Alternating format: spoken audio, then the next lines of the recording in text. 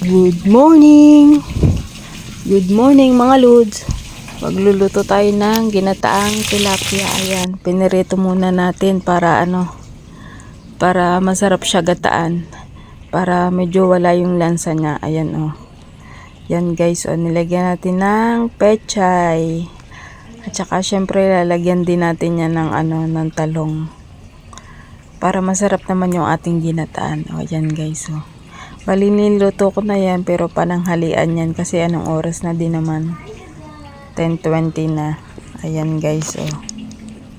Yan, amoy pa lang niya ang bango na. Ayan, tingnan nyo ang aking ginataan. Ayan, pinirito muna natin bago natin igata. Then lalagyan natin siya ng kamatis. Lagyan din natin siya ng kamatis guys para masarap yung ating lasa ng gata pag naluto na siya. Syempre sili na green, ayan, parang may anghang siya. Ayan, yung pula syempre hindi mawawala, at saka yung durog na sili para maanghang talaga siya at para magana tayong kumain. Yan, nilagyan din natin siya ng kaunting paminta para masarap yung lasa niya. Ayan, lagyan din natin siya ng asin, tsaka yung tirang cubes sinama ko na rin para masarap yung lasa niya.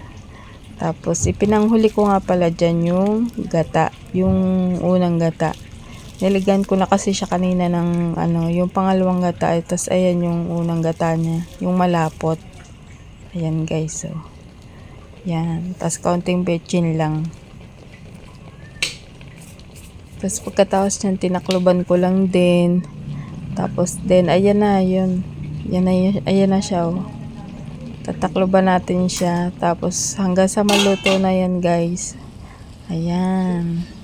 Ayan siya, paluto na siya. Malapit na po siya sa katotohanan. O, diba? Ganyan po ako maggata ng isda. Pinipirito ko muna. Ayan, luto na po yan.